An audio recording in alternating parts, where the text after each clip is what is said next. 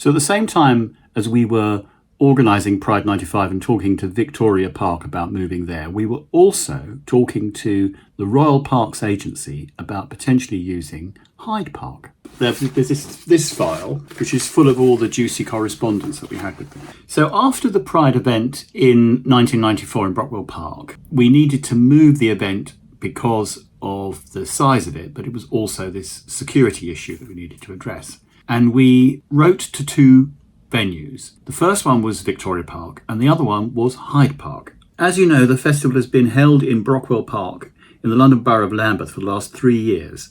Numbers attending have now reached approximately 150,000, and this calls into question the suitability of Brockwell as a venue. Significantly, the profile of the audience attending the festival includes persons of all sexualities and backgrounds.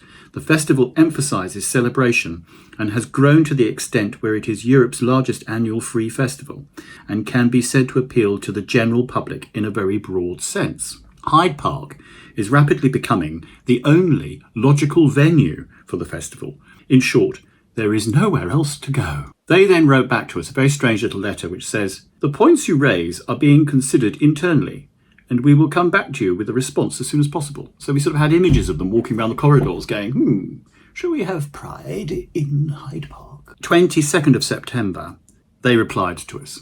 "We have considered the points you raise, but I'm sorry to have to tell you that the event you describe would not be acceptable in Hyde Park. Having knowledge of the event in Brockwell Park, we would disagree with your comment that the festival appeals to the general public in the widest sense.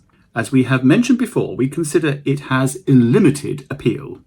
It is primarily designed towards gay identity and would not be the type of family-orientated event normally acceptable in a royal park setting.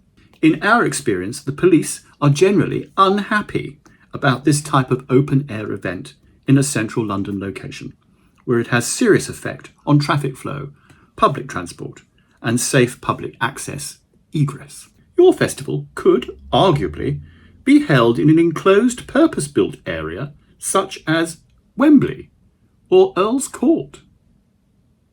So we wrote back, and this is Teddy at his best because he was a lawyer. "You state the event is unacceptable in Hyde Park for 4 reasons.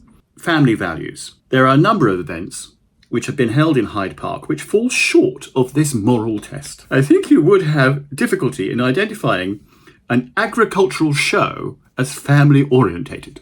Similarly, though opera has an appeal, its appeal tends to be limited to a rather select group of people, and certainly not children, but certainly homosexuals." You didn't say that, I had to put that in. "Your letter implies that lesbians and gay men do not have families or children. They do. They have parents, grandparents, brothers, sisters, partners, and many have their own children.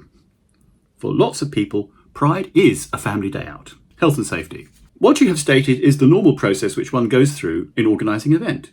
If your department does not have the skills or knowledge in this area, then Westminster do.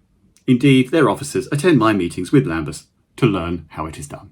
Traffic problems. "What, may I ask, is the difference in the march getting to Hyde Park and staying there, or indeed starting there?" I'm sending a copy of this letter to Paul Condon, who was the Metropolitan Police Commissioner, to ask for his comments. Alternative venue. "Earl's Court and Wembley are too small. There is no venue in London large enough to cope with current attendance and expected growth, except for Vicky Park, which, by the way, we'd already agreed."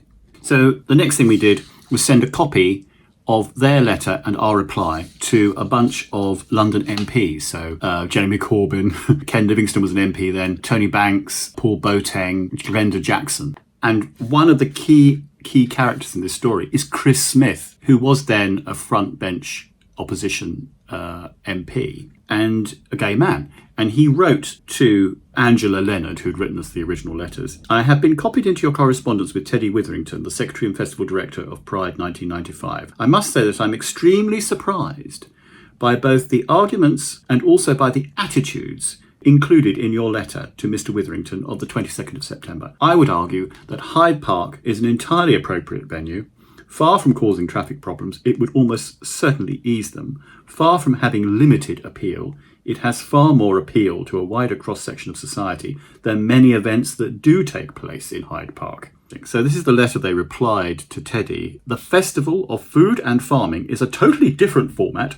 The object is to entertain the public through displays and exhibits about the countryside and food production. I am assuming that your comment about opera refers to the Pavarotti concert. This was a one-off event, and a similar event is not likely to be repeated.